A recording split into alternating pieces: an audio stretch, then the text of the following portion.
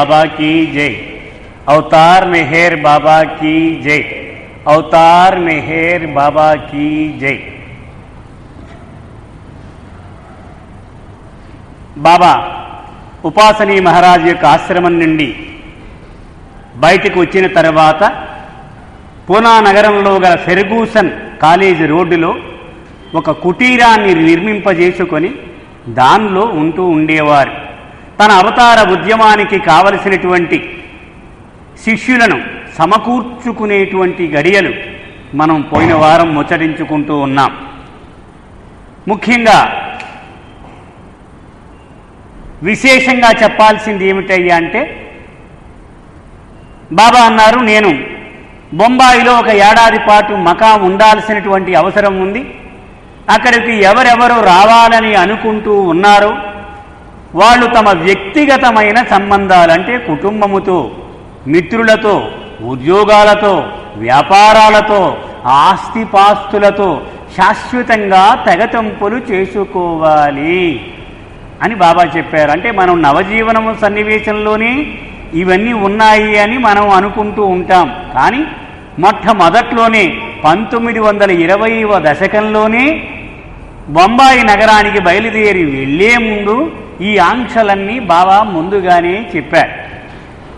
దానికి అందరూ కూడా సమ్మతించారు. మేము వస్తాం బాబా అన్నారు. అలా చెప్పడం సరిపోదోయ్, అంగీకార పత్రం మీద సంతకాలు చేసి ఇవ్వాలి. జాగ్రత్త సుమ, మీరు అరెస్టు కూడా అయ్యేటువంటి ప్రమాదం ఉంది అని బాబా ముందుగానే హెచ్చరించారు. అందరూ కూడా ఏమైనా సరే మేము సిద్ధము అన్నారు. ఆ ఏర్పాట్లో మునిగి తేలుతూ ఉన్నారు. బాబా అన్నారు, మే నెలలో సద్గురు ఉపాసనీ మహారాజ్ యొక్క జన్మదిన వేడుకలు చాలా వైభవంగా మనం జరుపుకోవాలి. సకోరి వెళదాం అందరం కూడా. 4 రోజుల పాటు ఉత్సవం అక్కడ నిర్వహిద్దాం. అందరూ సిద్ధంగా ఉండండి. అక్కడి నుంచి వచ్చిన తర్వాత బొంబాయి వెళ్ళడానికి అప్పుడు మనం సిద్ధం చేసుకున్నాం ముహూర్తం ఎప్పుడు బయలుదేరాలో అన్నారు. ఈలోగా గుల్మాయి కుటుంబాన్ని అహ్మద్-నగర్ నుంచి రమ్మని బాబా టెలిగ్రామ్ పంపించారు. ఆవిడ మొత్తం బిడ్డలను కూడా వెంట పెట్టుకొని బాబా దగ్గరకు వచ్చింది. ఆ రుస్తుం అన్నవాడిని చూసి బాబా అన్నారు, వీడికి పెళ్లి ఏర్పాట్లు చూడు అన్నారు. పెళ్లి ఏర్పాట్లు చూస్తూ ఉన్నారు. రోజంతా తిరగడం, ఆ పెళ్లి కూతురు వివరాలన్నీ బాబాకు చెప్పడం, బాబా ఇంటూ పెట్టడం, లాభంలే మళ్ళీ చూడు అనేవారు. ఇలాగూ ఆవిడ తిరుగుతూ ఉంది. మొత్తం అక్కడ పూనాలో ఉన్నటువంటి పార్సీ కుటుంబాల ఆడపిల్లలను చూస్తూ ఉండేది. అవన్నీ తెచ్చి బాబా దగ్గర చెబితే ఆయన ఏదంటే అదే. బాబాతో వ్యక్తిగతంగా జీవితాలు పంచుకున్నటువంటి పార్సీలు, హిందువులు, శిష్యులు అందరూ కూడా తమ కుటుంబ వ్యవహారాలు కూడా బాబా యొక్క ఇష్టాయిష్టాలకే వదిలిపెట్టేస్తూ ఉండేవారు. ఇది చూడండి ఎంత అద్భుతమైనటువంటి విషయమో. ఉదాహరణకు ఆ రోజుల్లోనే బెహరంజీ అనేటువంటి ఒక ఆమె ఉండేది. మనం ఎరిగిన బెహరంజీ కాదు. బాబాకు కళ్ళు అంగడిలో భాగస్వామి బెహరంజీ వేరు. మరొక బెహరంజీ అనే ఒక స్త్రీ ఉండేది. ఆవిడ కూతురు చాలా అందంగా ఉండేది. ఆది ఆ అమ్మాయిని ప్రేమించాడు. ఇది బాబా దగ్గర చెప్పారు వాళ్ళు. వెంటనే మొత్తం తల్లిదండ్రులు అందరినీ రమ్మన్నారు. ఆ పిల్లను, పిల్ల తల్లిని, ఆది తల్లిని ఎదురుగా నుంచోమన్నారు. వీడు ఎవరివాడు కాదు, వాడి తల్లికి కూడా వాడి మీద ఏమాత్రము హక్కులు లేవు, వాడు నావాడు కనుక వీడి మీద ఎవరు చేతులు వేయడానికి వీలు లేదు అని చెప్పేశారు. అందరూ నొచ్చుకున్నారు. అయ్యో ఇలా అంటాడేమిటి బాబా అని. అప్పుడు అమ్మాయితో బాబా అన్నారు, అమ్మా వీడి జీవితము నాకే సొంతము, వాడికి వేరే లేదు వాడి సిలబస్లో. అందుచేత వీడిని గనక పెళ్లి చేసుకుంటే నీవు ఎంతమాత్రము ఆనందంగా ఉండదు నీ జీవితము. కనుక వీడిని విడిచిపెట్టి నీకు మంచి సత్ప్రవర్తన కలవాడు, బాగా సంపన్నుడు భర్తగా చూసే ఏర్పాటు నేను చేస్తాను, వీడిని మాత్రం విడిచిపెట్టే అన్నారు. అందరూ నీ ఇష్టం బాబా అన్నారు. అంటే అలాగూ ఉండేవాళ్ళు వాళ్ళందరూ కూడా. ఓ ఉపాసనీ మహారాజ్ దగ్గరికి వీళ్ళందరూ కూడా బయలుదేరి వెళ్ళారు. అది కూడా రైలు బండిలో బాబా ప్రయాణం పెట్టారు. తన తల్లి షిరీన్ మాన్ ఆవిడ కూడా బాబా కూడా వచ్చింది. గుస్తాజీ వీళ్ళందరూ బెహరంజీ వీళ్ళందరూ కూడా బాబా కూడా ప్రయాణం అయ్యారు. వీళ్ళు రైలు బండిలో సకోరి వెళుతూ ఉన్నారు. రైలులో ఉపాసని యొక్క శిష్యులు మరికొంతమంది బాబాతో పాటు కలిశారు. వాళ్ళెవరు? నేవల్ తలాతి, ఒక యువకుడు. అతను విన్నారండి ఆ పేరు ఎప్పుడైనా? మనందరికీ తెలిసిన వాడే. ఇప్పుడు శ్రీధర్ కేల్కర్ ఉన్నారు కదండి, అతని భార్య ఉండేది పెర్వేజ్, చూశారా మీరు? చనిపోయింది ఆవిడ. ఆమె తల్లిదండ్రులు, ఆమె తండ్రి నేవల్ తలాతి అంటే. అతను ఉపాసనీ మహారాజు యొక్క శిష్యుడు. అతను సాధారణంగా బాబాను చూసి పిచ్చివాళ్లాగా ఉన్నాడు, ఎవడో కుర్రాడు పూనావాడట, చాలా అందగాడు పాపం, కానీ పిచ్చాడైపోయాడు అనుకునేవాడు. సకోరి ఆశ్రమంలో ఆ ఉపాసని మహారాజు ఆశ్రమ వాకిట్లో చూస్తూ ఉండేవాడు. పాపం పిచ్చివాడు అని జాలి పడుతూ ఉండేవాడు. నెమ్మదిగా అక్కడ బాబాతో చూసిన తర్వాత కొంచెం ఇష్టం కూడా ఏర్పడింది.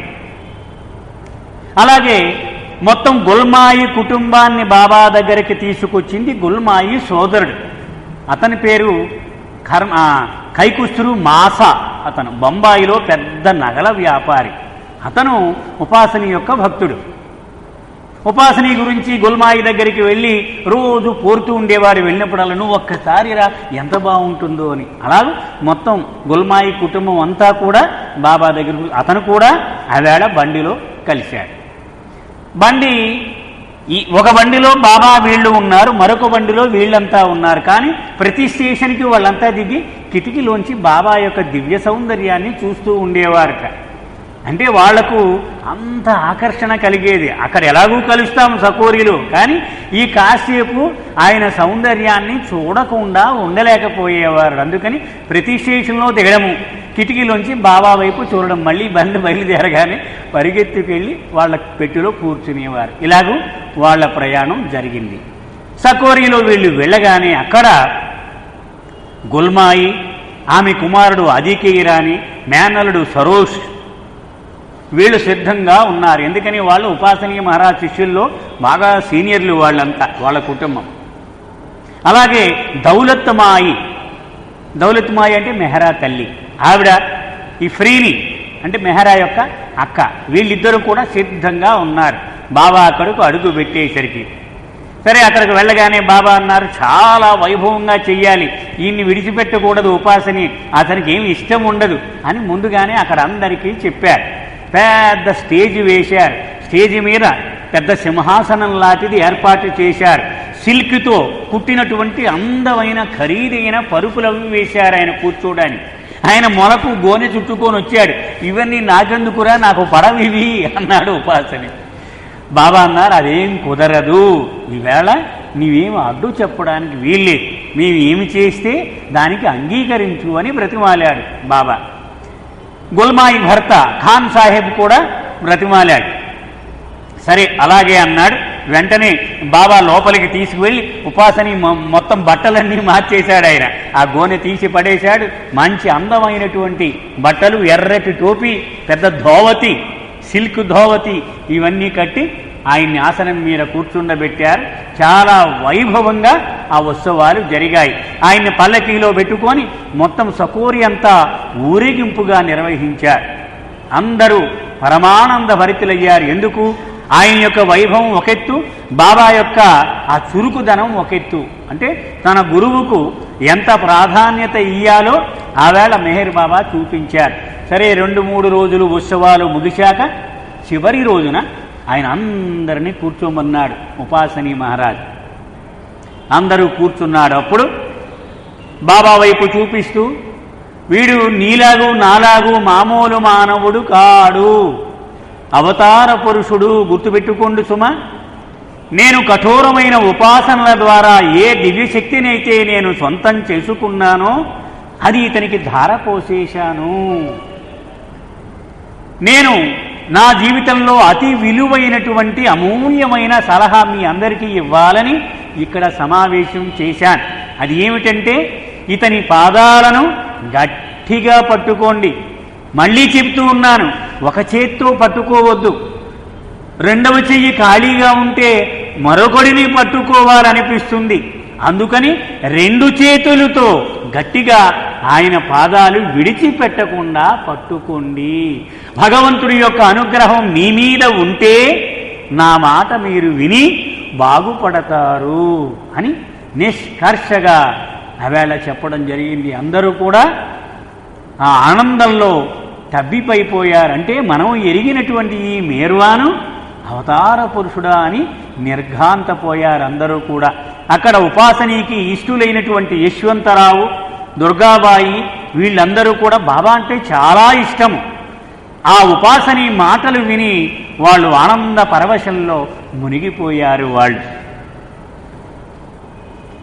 చివరిసారిగా బాబా వంగి ప్రణమిల్లి ఉపాసనీ దగ్గర సెలవు తీసుకున్నాడు. ఉపాసనీ కూడా బాబా వెళ్ళిపోతూ ఉంటే దుఃఖిస్తూ ఉన్నాడు. ఆశ్చర్యంతో అడిగారు పక్కవాళ్ళు, మళ్ళీ ఎప్పుడు వస్తాడు మేరువాను అని. చెప్పలేదు. అక్కడి నుంచి బయలుదేరి పూనానగరం వచ్చేశారు.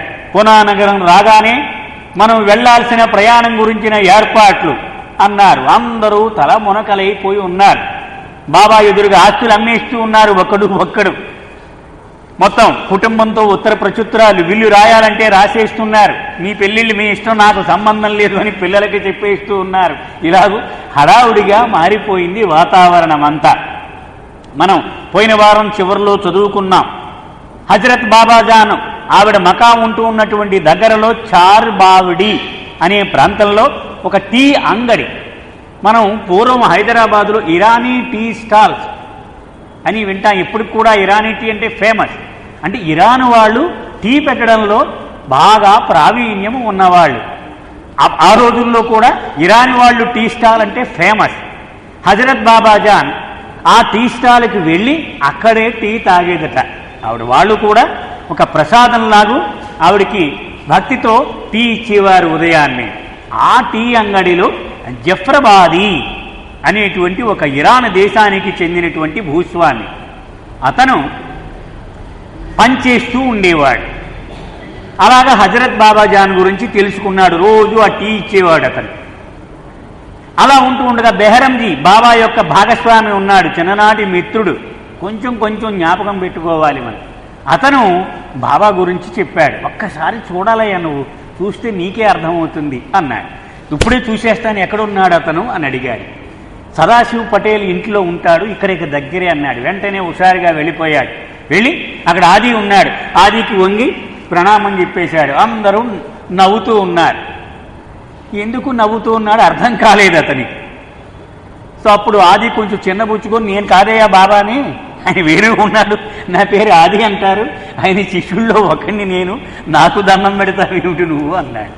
ఇంతలో బాబా వచ్చారు. బాబా రాగానే వీళ్ళు విషయం చెప్పగానే బాబా కూడా నిండు హృదయంతో నవ్వుకున్నారు. ఆయన చాలాసేపు ఆ జఫ్రబాదీ అనే వారితో మాట్లాడారు. అతను చాలా విపరీతమైన విశ్వాసం కలిగింది ఆ క్షణంలోనే. ఎందుకని బాబా అన్నారు, శిష్యుడు ఎప్పుడు సంసిద్ధుడుగా ఉంటాడో గురువు తక్షణమే అతని ఎదుట ప్రత్యక్షమవ్వాల్సిన బాధ్యత అతని మీదే ఉంటుంది. అది బాబా చెప్పారు. గురువుదే ఆ బాధ్యత, శిష్యుడిది కాదు. వారిని వెతుక్కుంటూ ఎదురుగా నిలబడాల్సిన పని అతనిదే అన్నారు. అలాగూ అతన్ని వెతుక్కుంటూ బాబా వచ్చినట్లుగా విశ్వాసం కుదిరిపోయింది. మరి నేను బొంబాయి వెళ్ళిపోతున్నాను అన్నాడు. అయితే నేను వచ్చేస్తున్నాను, సంతకం ఎక్కడ పెట్టాలని అడిగాడు. అతను తెగదెంపులు చేసేసుకొని ఈ గ్రూపులో చేరిపోయాడు.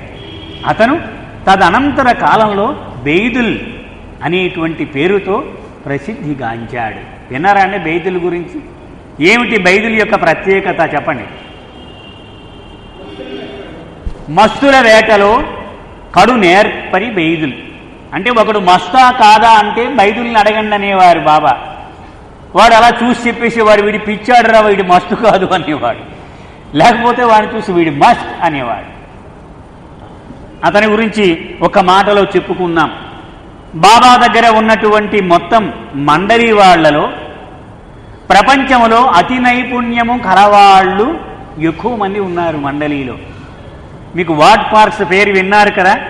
అతను ఇలా చెప్పాడు, సచిన్ టెండూల్కర్ని పిలిచి ప్రపంచంలో నీవు ఎవడిని కావాలంటే వాడిని తీసుకుని ఒక టీము తయారు చేయంటే ఎవరిని తీసుకుంటాడు? అతి ప్రముఖులైనటువంటి నైపుణ్యం ఉన్నటువంటి వాళ్ళనే ఎంచుకుంటాడు. ఎందుకని అతను సొంతం కదా. అలాగే ఈ సృష్టిని సృష్టించినటువంటి తండ్రి తనకు పనిముట్లుగా ఎవరిని తెచ్చుకుంటాడు? అతి నేర్పు ఉన్నటువంటి వాళ్ళనే తెచ్చుకుంటాడు. అలాగూ ఉన్నటువంటి వాళ్ళే ఆ మండలి వాళ్ళంతా. బాబా అన్నారు, వాళ్ళు నన్ను ఎంత విశ్వసిస్తున్నారంటే, నా మీద ఎంత ఆరాధన ఉందంటే, వాళ్ళ స్థానంలో నేను ఉంటే వాళ్ళు నన్ను ఆరాధించినట్లుగా నేనే చెయ్యలేనేమో అన్నారు బాబా ఒక సందర్భంలో. అతను బెయిదుల్ అనేవాడు అతని జీవితం మొత్తం చూస్తే ఎక్కువ కాలము రైల్వే ప్లాట్ఫారం మీద పడుకున్నట్ట. ఎందుకని? మస్సులను వెతికి వెతికి వెతికి ఎప్పుడూ ఇంటిని విడిచిపెట్టి బయటే ఉండేవాడు. కానీ బాబా లాడ్జిలో ఉండడానికి పైసలు ఇచ్చేవాడు కాదు. అందుకని దగ్గరలో ఉన్న స్టేషన్ ఎంచుకొని ఒక బల్ల మీద పడుకునేవాడు. అతని జీవితంలో ఎక్కువ భాగం అలాగే గడిచిపోయిందట. అలాగే అతనికి మస్తుల పని కోసం చిన్నతనంలోనే పుట్టుకతోనే అతనికి విపరీతమైనటువంటి లక్షణాలున్న శరీరం ఇచ్చారట బాబా. నొప్పి అంటే ఏమిటో అతనికి అతను జన్మలోనే తెలియదుట. అటువంటి శరీరం బెయిదులు శరీరం. అతనికి మూలశంఖ వ్యాధి ఉండేది. ఈ మస్తులను తిరుగుతూ ఉన్నప్పుడు రక్తస్రావం అయ్యి ఇబ్బంది కలుగుతూ ఉంటే అక్కడ నిప్పులు కనిపిస్తే నిప్పుల మీద కూర్చొని ఆ మూలశంఖను కాల్చుకొని అప్పుడు వెళ్ళిపోయాట, ఏం మాట్లాడకుండా. అంటే అంత విపరీతమైనటువంటి లక్షణాలున్న శరీరం కూడా బాబా అతనికి ప్రసాదించాడు. అతను ఎక్కడికైనా వెళ్ళాలంటే నోరు తెరిచి ఎవరిని అడిగేవాడు కాదుట. చిన్నతనం నుండి అతనికి ఒక నేర్పు ఉండేది. ఆకాశంలో నక్షత్రాలను చూస్తూ ఏ దిశగా వెళ్ళాలో, ఏ ఊరుకు వెళ్ళాలో అతనికి అతనే వెళ్ళిపోతూ ఉండేవాడు. ఇవన్నీ బాబా ఇచ్చినటువంటి పనిముట్లు అతనికి. అవతారుని యొక్క కార్యక్రమంలో పాలు పంచుకునేందుకు అంతటి హోంవర్క్ అవతారుడు ముందుగానే చేసుకుని ఉంటాడు అన్నదానికి రుజువు. ఆ బైతుల్ అలాగూ బాబా యొక్క మండలిలో చేరడం జరిగింది.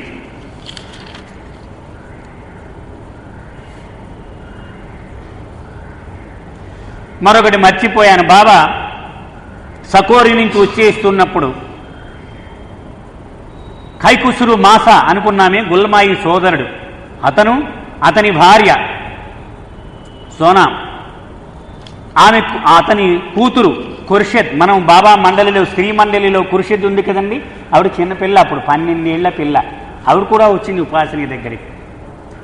బాబా అడిగాడు అతన్ని, వాళ్ళిద్దరిని, భార్యాభర్తలిద్దరిని, మీరిద్దరూ నా దగ్గరికి వచ్చేస్తాను అంటే నేను రెడీ, మిమ్మల్ని నా ఆశ్రమంలో ఉంచుకుంటాను అన్నాడు.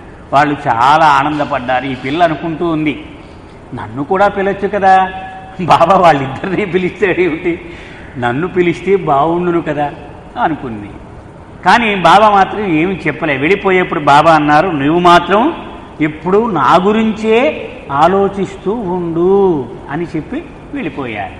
ఆ క్షణం నుండి ఆవిడ ఎదురు చూస్తూ ఉండేది, బాబా ఎప్పుడు పిలుస్తాడా అని. బాబా యొక్క కార్య విధానము అలాగూ ఉంటుంది అని బాబూజీ రాశారు.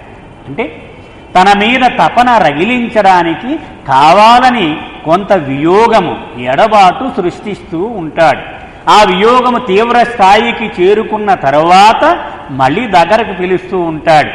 హమ్మయ్య అనుకోగానే కొన్నాళ్ళ నుంచి మళ్ళీ దూరంగా తోసేస్తూ ఉంటాడు. అది ఆయన కార్య సరళి అలాగూ ఉంటుంది. మే 21వ తారీఖున బాబా మొత్తానికి బొంబాయి బయలుదేరడానికి ముహూర్తం పెట్టుకున్నారు. అందరికీ చెప్పేశారు, ఒక్కొక్కడు ఒక పక్క చుట్టలు. ఇప్పుడంటే చిన్న చిన్న సూట్ కేసులు వచ్చాయి, ఆ రోజుల్లో ఇంతంత బెడ్డింగులు ఉండేవి, పరుపులు, కాటన్ పరుపులు. నాకు చిన్నతనంలో బాగా జ్ఞాపకం, శేహపురం రాజుగారు, రెడ్డి వెంకటరావు గారు, వీళ్ళంతా ఇంతంత రోల్స్ ఉండేవి. మేము పిల్లలు మోస్తూ ఉండేవాళ్ళు మాటలు, పెద్ద పెద్ద లగేజీలు ఉండేవి. అలాగే వీళ్ళందరికీ కూడా ఇంతంత ఒక్కొక్కరికి ఒక్కొక్క పరుపు చుట్టు, అంటే 45 మంది వీళ్ళు మొత్తం. బాబా కూడా బయలుదేరిన వాళ్ళు. ఇన్ని సామాన్లకు మొత్తానికి ఒక ఎడ్ల బండిని ఏర్పాటు చేశారు బాబా. ఈ సామాన్లన్నీ దానిలో పడేయండి, మనందరం కూడా బయలుదేరాలి అన్నారు. మొట్టమొదట 2 గంటలకి, ఆయన ముహూర్తం ఎప్పుడూ కూడా అర్ధరాత్రి అపరాత్రి ఉంటుంది. బాబా గురించి ఐవి జ్యూస్ని ఒక విలేకరి అడిగాడు, మీ గురువు గురించి క్లుప్తంగా 2 మాటల్లో చెప్పు, ఆయన స్టైల్ ఎలా ఉంటుందో అని అడిగాడు. ఆవిడ 2 మాటల్లో చెప్పమన్నావు కాబట్టి మరోలా అర్థం చేసుకోకుండా సూటిగా విను అంది. నీకు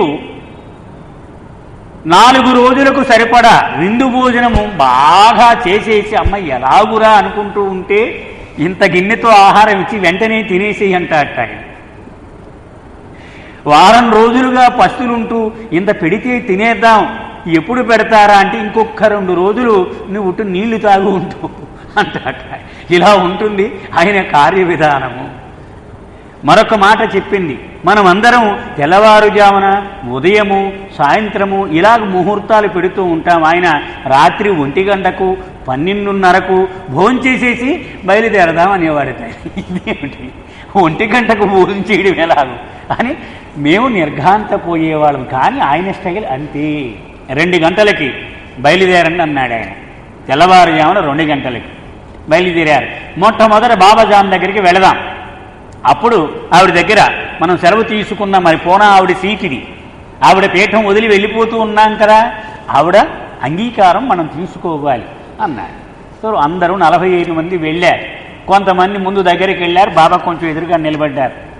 అప్పుడు వేలుతో ఇలా చూపించిందట ఆవిడ బాబా వైపు. ఈయన బిడ్డడు ఉన్నాడు కదా, వెళ్ళిపోతూ ఉన్నాడు. ఎక్కడికి వెళ్ళిపోతూ ఉన్నాడు? ఏదో ఒక రోజు ఈ మొత్తం విశ్వాన్ని తన చూపుడు వేలి మీద నాట్యం చేసేలా చేయడానికి కార్యక్రమం ప్రారంభించడానికి వెళుతూ ఉన్నాడు అని వాళ్ళు అక్కడ ఉన్న వాళ్ళందరికీ ఆవిడ చెప్పింది. బాబా వంగి ప్రణమిల్లి సెలవు తీసుకొని వచ్చేస్తూ ఉన్నాడు. సాక్షాత్తు భగవంతుడు మానవ రూపంలో ఉన్నప్పుడు ప్రతి క్షణము మానవులతో గడుపుతూ ఉండేటువంటి అదృష్టం అతి కొద్ది మందికి మాత్రమే దక్కుతుంది. ఎరిచి ఒకసారి నవజీవనం గురించి మాట్లాడుతూ ఇలా అన్నాడు, మెహరాబాద్లో మెహరాజాద్లో చాలా ఏళ్లుగా బాబాతో ఉన్నాం మేము, కానీ ఆయన రూమ్ వేరు మా రూమ్ వేరు, ఆయన తిండి వేరు మా తిండి వేరు. ఆయన ఉదయం లేచి తిని గడ్డం గీసుకొని స్నానం చేసి అన్నీ తిని అప్పుడు బయటకు వచ్చేవాడు, మాతో కాసేపు కూర్చునేవాడు, మళ్ళీ వెళ్ళిపోయేవాడు ఆయన. కానీ నవజీవనంలో మాతో పాటు ఆయన నడిచేవాడు, మాతో పాటు ఆయన పడుకునేవాడు, మాతో పాటు స్నానం చేసేవాడు, మేమేం తింటే అదే తినేవాడు. ఇలా ప్రతి క్షణము ఆటంకము లేకుండా మానవులతో ఒకటైపోయినటువంటి అవకాశము ఒక నవజీవనంలోనే మాకు దక్కింది. అలాగే ఇప్పుడు కూడా బాబా వీళ్ళందరితో కలిసి మెలిసి ఒక మానవుడిగా ఎలా మారిపోతాడో ఆ రుజువు ఇది. అందుకే బాబా ఈ వివరాలన్నీ ప్రతి నిమిషము ఎక్కడా వదిలిపెట్టకుండా నిక్షిప్తం చేయించారు. ఇవన్నీ ఈరోజు మనకు తెలుగులో అందుబాటులోకి వచ్చినాయి. దీన్ని తయారు చేయడానికి వెనక ఉన్నటువంటి శ్రమ మీకు తెలిస్తే నిర్ఘాంతపోతారు మీరు. ఒక్కొక్క పుస్తకం కొన్ని లక్షల పెట్టుబడి ఉంది దీని వెనుక. ప్రతి పుస్తకానికి కనీసం 25 రూపాయల సబ్సిడీ ఉంది, 25 నుంచి 50 రూపాయలు. ఒక బాబా ప్రేమికుడి పేర్లు వద్దులేండి. తెలుగు మాత్రమే వచ్చిన వాళ్ళ కోసము ఇదంతా చేస్తూ ఉన్నారు. దయచేసి నా కోరిక ఏమిటంటే మీకు తెలుగు మాత్రమే వస్తే ఈ పుస్తకం ఉందా లేదా అని ప్రశ్నించుకోండి. పుస్తకం లేకపోతే ఈవేళే తీసుకోండి. 3-4 వాల్యూమ్స్ కూడా వస్తున్నాయి, ఆల్రెడీ పార్సిల్ వచ్చేవి వస్తాయి. 1-2 వాల్యూములు రెడీగా ఉన్నాయి, దయచేసి తీసుకోండి. ఎందుకని అవతార పురుషుడు యొక్క జీవితము గురించి ఆయన మనందరూ చదవాలని ఆయన కోరిక. అందుకనే లేకపోతే ఇవన్నీ రాయించడు కదా. సరే, బాబా బయలుదేరుతూ ఎన్ని లాంతర్లు ఉన్నాయి, మనకి చీకట్లో వెళుతూ ఉన్నాం కదా అన్నాడు. 45 మంది కదా, 2 లాంతర్లు ఉన్నాయి, 2 సరిపోవేమో అన్నాడు. బెయిలీని పిలిచాడు. బెయిలీ గుర్తున్నాడా అని మీకు? చిన్ననాటి మిత్రుడు తుంటరివాడు. వాడిని పిలిచాడు. ఒరే నాయన, మీ ఇంటికి వెళ్ళి అర్జెంటుగా పరిగెత్తుకు వెళ్ళి ఇంకొక లాంతర తీసుకురా, 3 ఉంటే మంచిది అన్నాడు. వెళ్ళాడు. వెళ్ళి 5 నిమిషాల్లో పరిగెత్తుకొచ్చాడు. బాబా ఒక్క రిక్వెస్ట్ అన్నాడు. ఏంటి? మా అమ్మ ఏడుస్తూ ఉంది, ఒక్కసారి నిన్ను చూసి వెళ్ళిపోతుందట, ఒక్కసారి రమ్మంది, నువ్వు వస్తే చూసి అప్పుడు వెళ్ళిపోవచ్చు అంటుంది. లాంతర తెచ్చాను నువ్వు చెప్పినట్టు. ఇప్పుడు ఎలాగరా, మనం పెద్ద పని మీద వెళ్తున్నాం కదా, తప్పకుండా వచ్చినప్పుడు నేను చూస్తానులే అంటున్నాడు. ఈ లోపల ఆవిడ పరిగెత్తుకుంటూ వచ్చేసింది. వచ్చి కళ్ళ నీళ్లతో అంది, నాయనా నా కొడుకు వీడిని నువ్వు తీసుకెళ్తున్నావని విన్నాను, చాలా ఆనందంగా ఉంది. వీడు ఇంత వికారాలున్న మానవుడు మరొకడు ఉండడు. వీడికి ఒంటి నిండా బలహీనతలే, మొండివాడు, దేనిని వినడు. కానీ నువ్వంటే పడి చచ్చేంత ఇష్టం వీడికి. అందుచేత ఈ రోజు నుంచి తల్లిగా నా బాధ్యతల నుంచి నేను రాజీ చేస్తూ ఉన్నాను. నీవే వాడికి ఈ క్షణం నుంచి తల్లిగా ఉండు అని ఆవిడ అడిగింది. బాబా ఆవిడ్ని ఆలింగనం చేసుకొని నీకు మాట ఇస్తూ ఉన్నాను, వీడు చిట్ట చివరి వరకు నేనే వీడి బాధ్యత తీసుకుంటాను, నీవు ఆనందంగా విశ్రాంతి తీసుకో అంది. బహుశా ఆవిడ తరువాత శరీరం విడిచిపెట్టేసి కూడా ఉండవచ్చు. బాబూజీ రాస్తూ ఉన్నారు, అవతార పురుషుడు ఏ ఒక్క పనిని కూడా అనవసరంగా వృధాగా చెయ్యడు. వాళ్ళందరూ ఆయనకి అవసరం లేదు. 45 మందికి 2 ఒకటే 3 ఒకటే. కానీ ఆవిడకు చివరి నిమిషంలో తన దర్శనాన్ని ఇవ్వడం కోసము అంత నాటకం ఆడాడు ప్రభువు. ఆయన జీవితం అంతా కూడా ఇలాంటి సంఘటనలు కోకొల్లలుగా ఉన్నాయి. సరే, 4 గంటల పాటు ఏకబిగిన నడిచేశారు వీళ్ళంతా. బొంబాయి నగరం వైపు ప్రయాణం. సరే, తెల్లవారిన తర్వాత ఆగారు. కాళ్ళు చూస్తే కొంతమందికి బొబ్బలు ఎక్కిపోయినాయి. ఎందుకని ఎవరికి అలవాట్లు లేవు. వీళ్ళంతా మామూలు కష్టం చేసేవాళ్ళు కాదు, మామూలు వాళ్ళే. వీళ్లలో పెద్దవాళ్ళు కూడా ఉన్నాడు. డాక్టర్ అబ్దుల్ గని, అతను కొంచెం పెద్దవాడే ఉన్న వాళ్ళలో. చెప్పులు వేసుకొని నడుస్తూ ఉన్నారు. చెప్పులతో మామూలుగా ఒక 2 కిలోమీటర్లు నడిస్తే మనమే నడవలేం. వీళ్ళు కొంచెం అప్పుడే ఇబ్బందులు మొదలైనవి. మొట్టమొదటి రోజుని కొంతమందికి బొబ్బలెక్కినాయి. ఘనీకైతే విపరీతంగా జ్వరం వచ్చేసింది. బాబా అన్నారు, ఇదేం తప్పదు నాయన, జ్వరం వచ్చిందని నీరసం వచ్చిందని ఆగడం మాత్రం కుదరదు అని కిట్లోంచి క్వినైన్ మాత్ర ఒకటి తీసి వేసుకో, తగ్గిపోతుందిలే అన్నాడు ప్రభు. సరే మింగాడు. అలాగే బయలుదేరుతూ ఉన్నారు. కానీ సరిగ్గా బయలుదేరడానికి ముందు ఒక అద్భుతమైనటువంటి సంఘటన జరిగింది. అది మనవి చేస్తాం. నా మాటను ఎంత సీరియస్గా తీసుకోవాలి, ప్రతి క్షణము బాబాను ఎలాగూ సంతోషంగా ఉంచాలి అనే ధ్యాస మనము ఎంత తీవ్రమైనదిగా తీసుకోవాలి అని అందరికీ తెలిసేలా ఒక సంఘటన జరిగింది. సరే, అక్కడికి చేరగానే బాబా అన్నారు, ఆదిని పిలిచారు, ఘనీని పిలిచారు, మరొకటి గుస్తాద్ది తమ్ముడు స్లామ్సన్ వాడి పేరు. ముగ్గురిని వెళ్ళి అందరికీ టీ, బ్రెడ్, బట్టర్, ఆ బ్రెడ్లో నంచుకోవడానికి బట్టర్, ఈ 3 తీసుకురండి అన్నారు. అక్కడికి వెళ్ళాడు. ఇంతమంది కంటే ఒక అరగంట పడుతుందన్నాడు వాడు. ఓకే. కానీ మన అడిగి లోపల ఆదికి విపరీతమైన ఆకలేసేస్తోంది. కడుపు నిప్పు వచ్చేస్తోంది ఆకలి వల్ల. ఎందుకని సంపన్న కుటుంబంలో పుట్టినవాడు, కాయ కష్టం ఎరగనివాడు, బాగా చిన్నవాడు అందరిలో. వాడికి ఆకలేస్తోంది. అరగంట అంటున్నాడు. ఈ లోపల ఆ బ్రెడ్ ఏదో నేను తినేస్తే పోతుంది కదా అని, ఎందుకైనా మంచిది పెద్దవాడు ఉన్నాడని ఘనీని అడిగాడు. ఏమో నాకు ఆకలేస్తోంది, తింటే ఏమైనా ప్రమాదం అన్నాడు. ఏం ప్రమాదం, వెళ్ళేకి నీకు ఎలాగా పెడతాడు ఆయన, అదేదో ముందే తింటే పోలే, మరి ఏం తప్పు లేదన్నాడు. వెంటనే ఆ బ్రెడ్ తెచ్చుకున్నాడు, తినేశాడు. ఈ లోపల ఈ బ్రెడ్ వచ్చే ముందే టీ ఇవి వచ్చేసింది, వీళ్ళకి తెలియదు. ఇవి తింటూ కూర్చున్నారు. ఆలస్యం అయిపోయి వచ్చేటప్పటికి బాబా దగ్గర ఉగ్ర రూపంలో ఉన్నాడు. బాబా శివతాండవం ఆడేస్తూ ఉన్నాడు. ఏరి వీళ్ళు ఎక్కడికి పోయారు, ఇంకా రాలేదని. సరే, వీళ్ళు రాగానే మండి పడిపోయాడు బాబా. ఎక్కడ చచ్చారు మీరు, ఏమైంది, ఇంత లేట్ అయిందని అడిగితే నెమ్మదిగా చెప్పారు. ఇవి కట్టడానికి ఇన్ని పదార్థాలు టైం పడుతుందన్నారు. ఈలోగా వీడికి ఆకలేసిందన్నాడు, వీడి బ్రెడ్ తిన్నాడు. ఇవన్నీ ఆలస్యానికి కారణము. బ్రెడ్ తిన్నావా, ఎవరిని అడిగి తిన్నావు అని అన్నాడు. వీడిని అడిగాను, పెద్ద ముండావాడు వీడు ఉన్నాడు, పర్వాలేదు తినచ్చు అని సలహా ఇచ్చాడు. నేనేమి ఎరగని ఇందులో నాకే పాపం లేదన్నాడు. ఆదిని చాచి కొట్టారు. కొట్టేటప్పటికీ బాబా 5 ఏళ్ళు అతని చెంప మీద ఎర్రగా ముద్ర పడిపోయింది. ఆ క్షణంలో ఆది కనిపించింది, అమ్మ బాబోయ్, బాబా మాట అంటే ఎంత సీరియస్గా తీసుకోవాలన్న మాట మిగిలిన వాళ్ళందరూ నిర్ఘాంతపోయారు. అలా చూస్తూ ఉన్నారు, ఏమిటి జరుగుతోంది. పొండి మీ ముగ్గురు వెనక్కి పొండి, నాతో రావద్దు అన్నారు. ముగ్గురు కళ్ళ నీళ్లు పెట్టుకొని బాబాను ప్రాధేయపడ్డారు. బాబా అలా కాదు, ఒక తప్పే కదా చేశాం, మళ్ళీ చెయ్యం, మమ్మల్ని క్షమించమని అడిగారు. సరే, ఆఖరి అవకాశం ఇస్తూ ఉన్నాను, జాగ్రత్త. ప్రతి క్షణం మీ మనసులో ఒకే మాట ఉండాలి, బాబాని ఇబ్బంది పెడుతున్నానేమో. ఆదికి ఏమనిపించాలి, అరే బాబా ఒక్కరు ఎదురు చూస్తుంటే మనం తినేయడం ధర్మమేనా అని అనిపించాలి కదా. వారికి అలాగ అనిపించలేదు, తినేశాడు అంటే వాడికి ఏమి భక్తున్నట్టు నా మీద అని వివరణ ఇచ్చారు బాబా. అందరూ జాగ్రత్త సుమా, రేపటి నుంచి మనం దెబ్బలు తినకూడదు ఇలాగూ అని అందరూ జాగ్రత్తగా బాబా వైపు చూస్తూ ఉన్నారు. సరే, మళ్ళీ అక్కడి నుంచి బయలుదేరారు. బాబా బాగా స్పీడ్గా నడుస్తూ ఉండేవారు. తెల్లవారుజామున 2 గంటలకు 3 గంటలకు బయలుదేరేవారు. ఒక్కొక్కసారి రాత్రంతా నడిచేవారు. మే నెల మండు వేసవి, పగలు నడవడానికి భయం వేసేసేది. ఎందుకని కాళ్ళు గుడ్డలు చుట్టుకొని కొంతమంది నడుస్తూ ఉండేవారు, చెప్పులు వేసుకొని నడవక తప్పదన్నాడు ఆయన.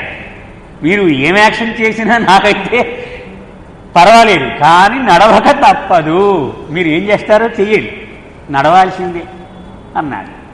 అందుచేత రాత్రి ఎక్కువ నడిచేవారు, పగలు ఏ చెట్టు నీడనో కూర్చొని అలాగో అక్కడే పడుకోమనేవారు. రోడ్డు పక్కన ఈ పరుపులు వేసుకొని పడుకునేవారు. దొరికితే తినడము, లేకపోతే నీళ్లు తాగడము, ఇలాగూ రాత్రి మాత్రం నడుస్తూ ఉండేవారు. బాబా మొట్టమొదట బయలుదేరినప్పుడు ఎంత చురుగ్గా నడిచేవారో, ఆఖరణ అందరూ అలిసిపోయి అమ్మ ఆగిపోదాం బాబా అన్నప్పుడు అప్పుడు కూడా అంత స్పీడ్గాను నడుస్తూ ఉండేవారు. నడుస్తూ ఉండగా బాబా కాలు మెలిపడి ఇంతలా వాచిపోయింది మడం, అయినా ఆయన నడుస్తూనే ఉండేవాడు. వాళ్ళు అడిగారు, బాబా ఎలా నడుస్తావయ్యా నువ్వు అంటే, క్వశ్చన్ లేదు, ఎవరికీ మినహాయింపు లేదు, నాతో సహా నడవాల్సిందే. అలా కుంటుకుంటూనే నడుస్తూ ఉండేవాడు బాబా. అయినా వీళ్ళకంటే వేగంగానే నడుస్తూ ఉండేవాడు. అలా వాళ్ళ మజిలీ వచ్చేటప్పటికి వీళ్ళ మండలికి తెలిసినటువంటి మిత్రులు బంధువులకు ముందుగానే కబురు వెళ్ళేది. వాళ్ళు వచ్చి వీళ్ళందరికీ టీ తీసుకురావడం, బ్రెడ్ తీసుకురావడం, లేకపోతే ఏదో స్వీట్లు తీసుకురావడం దారిలో ఇస్తూ ఉండేవారు. అవన్నీ తింటూ హుషారుగా వెళుతూ ఉండేవారు. ఒకచోట బ్రహ్మాండమైనటువంటి సరస్సు ఉంది. వీళ్ళందరికీ ప్రాణం లేచి వచ్చింది, అబ్బా ఇక్కడ ఉండనిస్తే ఎంత బాగుండును బాబా అని. సరే, ఇక్కడ ఆగిపోదామన్నారు. ఆగిపోయారు. అంతలో ఘనీకి చెందిన ఒక మిత్రుడు వంట పదార్థాలు కూడా, గిన్నెలు, స్టవ్ ఇవన్నీ తెచ్చాడు. అవన్నీ తెచ్చి అక్కడ వీళ్ళందరూ మాసాజీ, బాబా చిన్న అన్న మాసాజీ గుర్తున్నాడని ఎవరికైనా? బాబా చిన్నతనంలో షిరీన్ మాయికి చెప్పకుండా ఫిరోజా, రుస్తం వీళ్ళిద్దరూ ఇంటికి వెళ్ళిపోయి, అంటే పిన్ని చిన్నాన్న ఇంటికి వెళ్ళి అక్కడి నుంచి సకోరికి జారుకునేవాడు నెమ్మదిగా. తల్లికి ఏం చెప్పేవాడు, పిన్ని వాళ్ళ ఇంటికి 2 రోజులు ఉండొస్తాననేవాడు. అక్కడి నుంచి సకోరి వెళ్ళిపోయి ఈవిడ వాకప్ చేస్తే మా ఇంట్లోనే ఉన్నాడని చెప్తూ ఉండేది ఆవిడ. ఆవిడ బిడ్డలే రెండు, నజు, వీళ్ళిద్దరూ కూడా. మనం కొంచెం గుర్తుపెట్టుకోవాలి, మొదటి వాల్యూములో మనం చదువుకున్నాం, బాబా ఒడిలోనే చనిపోయింది పిన్ని. అప్పుడు పిల్లలిద్దరికీ వాగ్దానం చేశాడు, నేనే పెంచుతాను మీ ఇద్దరికీ, మీకేం భయం లేదు అని. అలా ఆ మాసాజీ వంటలో మంచి ప్రావీణ్యం ఉంది. అతను వీళ్ళందరికీ ఆ రోజు మంచి బ్రహ్మాండమైనటువంటి వంటకం చేసి వీళ్ళందరికీ పెట్టాడు. పడుకుంటే మళ్ళీ మర్నాడు ఉదయం వరకు ఎవడూ లేవలేదుట, అంతా అలసిపోయి ఉండేవారు.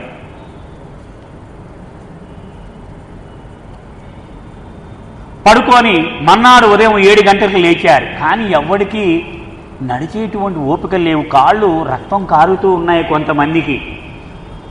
బాబా ఏం చేశారు, ముందు రోజు ఎవరికీ చెప్పకుండా అక్కడ వెళ్ళగానే బేలీని పిలిచి, నీవు బొంబాయి వెళ్ళి అందరికీ క్యాన్వాస్ షూట్, టెన్నిస్ ఆడుతున్నప్పుడు వేసుకుంటారు కదా, అవి తెచ్చేయమన్నారు అందరికీ. వాడు తెల్లవారేటప్పటికల్లా అవి పట్టుకొని వచ్చాడు. అవి వేసుకుంటే అమ్మయ్య హాయిగా ఉంది అనుకున్నారు. అవి వేసుకొని నడక సాగిస్తూ ఉన్నారు. అది ఘాటు ప్రాంతం, అంటే బొంబాయికి దగ్గరలోకి వచ్చేశారు. ఘాట్ రోడ్డు, ఒక పెద్ద కొండ ఎక్కారు. ఎద్దుల బండి అది జారిపోతూ ఉంది, వాలులో ఎడ్లు కాయలేకపోతూ ఉన్నాయి. బాబా అన్నారు, మీరు దాన్ని పట్టుకుని వేళ్లాడి వెనక్కి లాగిపెట్టి మీరే దాన్ని కంట్రోల్ చేయాలి అన్నారు. వీళ్ళందరూ ఆ బండిని వెనక్కి తన్ని పెట్టి వీళ్ళు పడిపోతారు ఒక భయం, దాన్ని జారిపోకుండా ఒకటి ఇలా పాటలు పడుతూ పడుతూ పడుతూ మొత్తానికి ఆ కొండ కిందకి చేర్చి ఒక ఊరు చేరుకున్నారు. అప్పుడు బాబా డిక్లేర్ చేశారు, ఇక మనము నడవాల్సినటువంటి పరిమితి చేరేశాం, ఇక ట్రక్కులో మనము ఇక్కడి నుంచి బయలుదేరి వెళ్ళవచ్చు అన్నారు. అమ్మయ్య అనుకున్నారు అందరూ కూడా. అంటే ఎంత కష్టమో ఆ రుచి చూపించాడు ఆయన. భగవంతుడితో సాంగత్యము చాలా ఆనందమయంగా ఉంటుంది. బాబా చెప్పారు, చాలా మధురాతి మధురంగా ఉంటుంది. కానీ దానిని చేరడానికి వెళ్ళే బాట భయంకరంగా ఉంటుంది. చేరితే చివరన ఆనందంగానే ఉంటుంది, కానీ ఆ వెళ్ళే బాట మాత్రము చాలా కష్టాలమయమై ఉంటుంది. బాబా హోమ అనేటువంటి కలం పేరు మీద చిన్ననాడు రాసుకున్నటువంటి ఒక గేయం మనం చెప్పుకున్నాం మనం. అందులో రాస్తారు, ప్రభు నీ ముఖార విందము ఎంత సౌందర్యంగా ఉంటుందని నేను ఎరుగను, కానీ దానిని చూడ్డానికి నేను ఎంత కష్టపడ్డానో తెలుసా. నా కన్నీళ్లతో ఒక సరస్సును ఏర్పాటు చేసుకొని ఆ సరస్సును ఈది అవతలి వైపు ఒడ్డుకు చేరాక నీ మొహం నాకు కనిపించింది అని 12 ఏళ్ల వయసులో ఆయన రాసుకున్నాడు హోమా అనేటువంటి కలం పేరు మీద. అది ఇక్కడ బాబా చెప్తున్నారు, ఆ బాట భయంకరంగా ఉంటుంది. ధైర్యమైన వాడు, ధీశాలి మాత్రమే ఆ బాటలో నడవగలడు, భయపడిపోయేవాడు నడవలేడు అని చెప్పారు. వీళ్ళంతా చాలా పరమానంద భరితులైపోయారు. వెంటనే కిరాయికి ఒక ట్రక్కుని మాట్లాడమన్నారు బాబా. ఒక ట్రక్కుని మాట్లాడుకుని వచ్చారు. ఈ లోపల వీళ్ళంతా అక్కడికి చేరుకునేసరికి 2 మనుషులు కనిపించడం లేదు. లెక్కేశారు బాబా, 43 మంది ఉన్నారు, 2 కనిపించడం లేదు. బాబాకు చాలా ఆవేదన వచ్చింది. ఏమైంది వీడికి? వీళ్ళందరికి బాధ్యత నేనే తీసుకున్నాను కదా, నేనే జవాబుదారీ కదా అని అందరి మొహాలు లెక్క పెట్టారు. మళ్ళీ ఎవరు ఆ మిస్ అయిపోయిన వాళ్ళిద్దరూ అని. ఆయన లిస్టు ప్రకారం 2 వ్యక్తులు తేలారు. ఆయన మిగిలిన వాళ్ళంతా మాటల్లో ఉంటే ఆయన మాత్రం ఆవేదనలో ఉండేవాడు. ఫ్రాన్సిస్ బ్రాబజాన్ ఆస్ట్రేలియన్ మహాకవి, అతను రాశాడు, ఒక గొర్రెల కాపరి తనకున్న వేలాది గొర్రెలను ఎలాగూ లెక్కబెట్టుకుంటూ ఉంటాడు, ప్రభు తన ప్రేమికులను ఒక్కొక్కడిని లెక్కబెట్టుకుంటూ ఉంటాడు. మీకు ఆ గొర్రెలంటే తెలియకపోవచ్చు. తెలంగాణలో నేను ఉద్యోగం చేసినప్పుడు ఒక్కొక్కడి ఆస్తి వాడికున్న గొర్రెలను బట్టి లెక్క వేస్తారు. గొర్రెల వాడు నాకు 2000 జీవాలు ఉన్నాయంటాడు, అంటే వాడు పెద్ద భూస్వామి కింద లెక్క. 2000 గొర్రెలు జీవం అంటారు వాళ్ళు. ఒకడు 1000 జీవాలు, ఒకడు 5000 జీవాలు, ఇలా లెక్కేసుకుంటూ ఉంటారు. 5000 ఉంటే వాడు 5000 గొర్రెలను వాడు గుర్తుపట్టగలడు. నిజం ఇది, నేను చూశాను కూడా. వాడు 1000 జీవాలంటే 1000 వాడు లెక్క పెట్టగలడు. వాడు తెలుసు, వాడిని కూడా గుర్తుపడతాయి అవి. అంత అన్యోన్యమైనటువంటి అనుబంధం బాబాకు కూడా తన ప్రేమికుల పట్ల ఉంటుంది. ఒక్క గొర్రె తప్పిపోతే దాని గురించి ఆయన పట్టించుకుంటూ ఉంటాడు. మీకు బైబిల్లో క్రైస్తు ప్రభు గురించి చెప్తూ ఉంటారు చూడండి, తప్పిపోయిన గొర్రె కోసము మిగిలిన అన్ని గొర్రెలను విడిచిపెట్టి ఆయన వెతుకుతూ ఉంటాడు అని. అలాగూ వీళ్ళిద్దరి కోసం ఆయన ఆరాటం చూసి మిగిలిన వాళ్ళు ఆశ్చర్యపోయారు. ఇంతలో వాళ్ళిద్దరూ కాళ్ళు ఇచ్చుకుంటూ వచ్చి చేరారు. బాబా వాళ్ళకి ఎదురుని ఏమైందిరా, ఏం చేశారు మీరు అన్నాడు. బాబా మేము నడవలేక అడ్డుదారి ఏదైనా ఉంటే వీళ్ళకంటే ముందు వెళ్ళిపోతామని మీరు వేరే దారిలో వెళ్ళిపోయాం, అక్కడ మిస్ అయిపోయాం, మాకు దారి తెలియలేదు, అందుకని ఇప్పుడు చేరాము, క్షమించమన్నారు. పొండి మీ ఇద్దరు మాతో వద్దు, వెనక్కి పొండి అన్నాడు ప్రభు. ఇక వాళ్ళిద్దరూ బాబాని కాళ్ళ మీద పడి ప్రాధేయపడ్డంతో సరే మళ్ళీ చెబుతూ ఉన్నాను, నేను ఏది చెబితే అదే మీకు వేదం, మీ బుర్రను ఇక దానిలో చొప్పించకూడదు. అంటే ఆ మండలి వాళ్ళు అంత తర్ఫీదు ఇచ్చాడు. మీకు మొన్న అవతార్ మెహర్ వచ్చింది, మరి ఎవరైనా చదివారో లేదో నాకు తెలియదు. దానిలో బాబా మాటలను అమలుపరచడానికి మండలి వాళ్ళు ఎంత ఆరాటపడుతూ ఉండేవారో చిన్న ఉదాహరణ. నవజీవనానికి వెళ్ళేప్పుడు బాబా రూల్ చెప్పారు. ఆడవాళ్ళు ఎవరు, మండలి వాళ్ళు ఉన్నారు కదండి, 4 స్త్రీలు, వారి పోస్టర్లు కానీ, న్యూస్ పేపర్లు కానీ, హోర్డింగ్లు, పెద్ద పెద్ద బ్యానర్స్ ఇవి కానీ చదవకూడదు. అదొక రూలు. విష్ణు మాస్టర్ బజార్ నుంచి వీళ్ళకి ఏమైనా సామాన్లు కావాలంటే తెచ్చిపెడుతూ ఉండేవాడు మెహరాబాదులోనే. బాబా ఆంక్ష పెట్టాడు. ముందుగానే వీళ్ళకి ఆంక్షలు అప్లై అయిపోతూ ఉండేది. ఇతనికి వర్రీ పట్టుకుంది. వీళ్ళు ఏదో నిమ్మకాయలు లేకపోతే ఏవో తెమ్మంటే పేపర్ చుట్టూ తెచ్చేవాడు. ఆ పేపర్ కనుక చదివేస్తే వీళ్ళు ప్రమాదం అయిపోతుందే, బాబా ఇచ్చిన ఆజ్ఞ ఉల్లంఘించినట్లు అవుతుందే అని ఆలోచించి ఏం చేశాడు, పేపర్లు, పాత పేపర్లు అమ్మే దుకాణం అడ్రస్లు పట్టుకొని నగరంలో అవన్నీ వెతికాడు. ఏరా బాబు, మీరు మరాఠీ, హిందీ, ఇంగ్లీషు కాకుండా వేరే భాషలకు చెందిన పేపర్లు ఏమేమి ఉన్నాయో అవన్నీ ఇవ్వండి అన్నాడు.